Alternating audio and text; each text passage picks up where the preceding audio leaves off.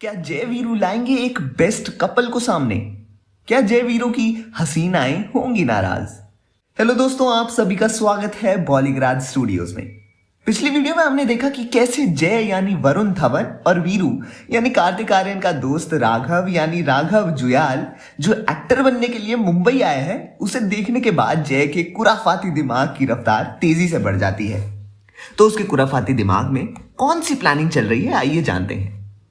अभी वीरू को समझ आ चुका है कि जय के दिमाग में कोई ऐसी अतरंगी आइडिया आई होगी जो उन्हें भारी पड़ने वाली है, क्योंकि वैसे भी जय और वीरू ऑटो ड्राइवर तारा यानी सारा अली खान के कहने पर एक मौसी यानी सुप्रिया पाठक के घर जाकर आए थे, जो पेइंग गेस्ट के तौर पर उन्हें रखने को तैयार है।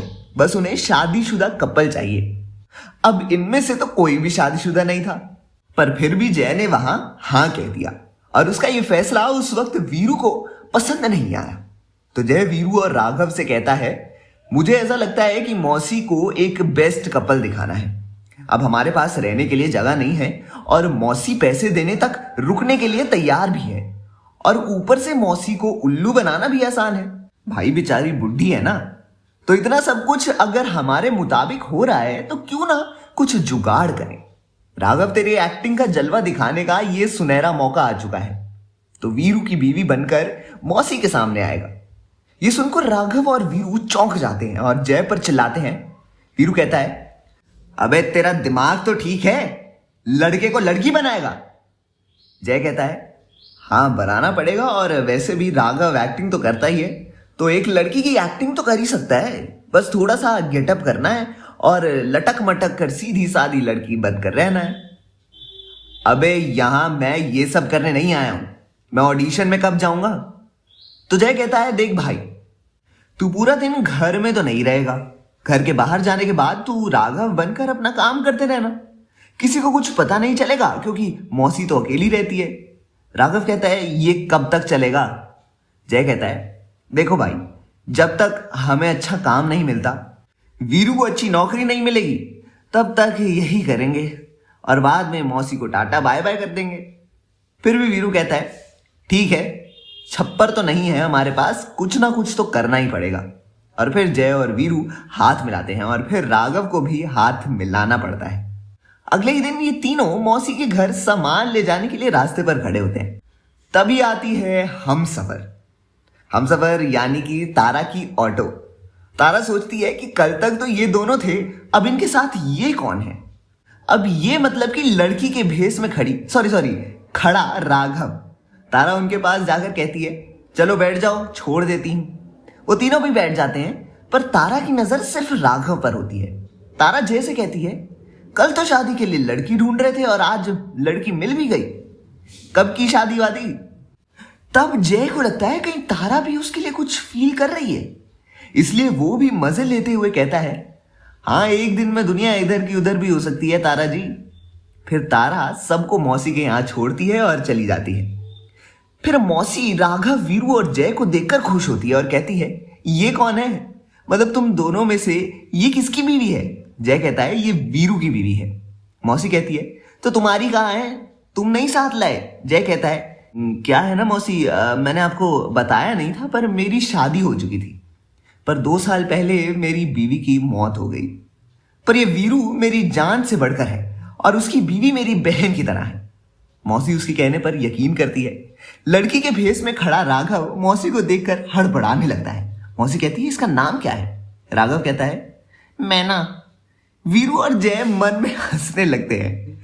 फिर जज मौसी से कहता है, आप यहां अकेली रहती हैं? मौसी कहती है, नहीं, मैं अकेली नहीं रहती, मेरी भांजी रहती है।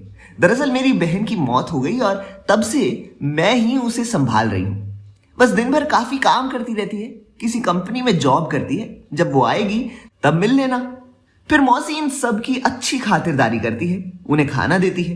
फिर अंदर बैठने के बाद राघव अपने लड़के वाले फॉर्म में वापस आकर दोनों से कहता है, भाई लोग, मैं तो एक ही दिन में लड़की बनकर थक गया। जय कहता है, देख भाई, महीने भर की बात है, फिर हमारा काम हो जाएगा।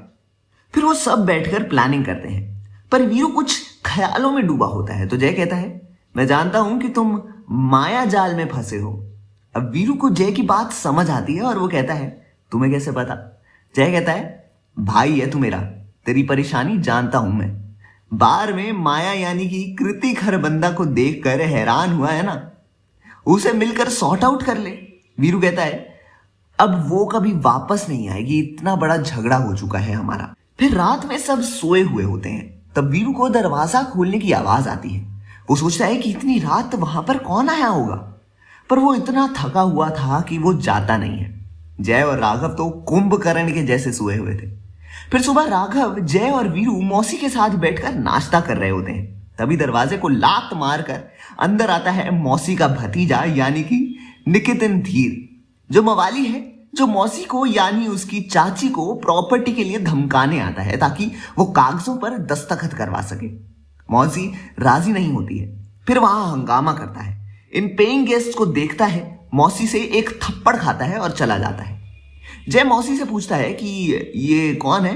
मौसी कहती है, मेरा भतीजा, ये काफी खतरनाक है, चलो छोड़ो। फिर मौसी मौसी कहकर एक लड़की नीचे आती है। जैसे ही वीरू की नजर उस पर जाती है, उसका निवाला गले में अटक जाता है, क्योंकि वो और कोई नहीं बल्कि वीरू का पुराना प्यार माया होती है। तो मौसी कहती है, आओ बेटा, देखो ये पेइंग गेस्ट है, ये जय है, ये वीरू है, और ये वीरू की पत्नी नैना। वीरू की पत्नी? ये सुनकर माया गुस्सा होती है और मौसी को कहती है, मौसी मैं जा रही हूं, मुझे लेट हो रहा है। फिर थोड़ी देर बाद वीरू वहां से निकलता है और बाहर जाकर माया से कहता है, तुम यहां रहती हो और ऑफिस जा रही हो, तो रात को बार में काम क्यों करती हो? माया कहती है, तुम्हें इससे क्या, अब मैं तुम्हें जवाब देने के लिए आंसरेबल नहीं हूं। मुझे लेट होता है और मैं लेट आती हूं, और तुमने भी तो शादी की, मुझे थोड़ी ना बताया। ये कहकर वो चली जाती है और जय वीरू का ये हाल खिड़की से देख रहा था। उसे काफी बुरा लगा। वो सोचता है कि उसके भाई के लिए वो कुछ ना कुछ करेगा, क्योंकि उसे पता था कि वीरू माया की वजह से अपने काम पर फोकस नहीं कर पा रहा। अब उसके लिए नौकरी और छोकरी दोनों ही जरूरी है। इसलिए जय ठान लेता है कि वो किसी भी तरह वीरू और उसके प्यार को मिलवा कर रहेगा। वीरू निराश होकर इंटरव्यू देने नहीं जाता, बल्कि अपने कमरे में जाता है। फिर जय माया के पीछे जाता है और उससे रोक कर पूछता है, तुम मेरे भाई के साथ ऐसा क्यों कर रही हो? वो तुमसे प्यार करता है। फिर माया गुस्से में जय को बहुत कुछ बोल देती है, पर तभी वहां पर किसी पैसेंजर को आकर छोड़ते हुए तारा उन दोनों को देख लेती है और सोचती है कि ये इसके साथ क्या कर रहा है, क्योंकि उसे भी धीरे धीरे जय का अंदाज पसंद आ रहा था। तो क्या होगा इनकी लव स्टोरी का? क्या माया मान जाएगी और माफ कर देगी वीरू को? जानने के लिए देखिए हमारी अगली वीडियो और देखते रहिए हमारा चैनल बॉलीग्राज स्टूडियोज।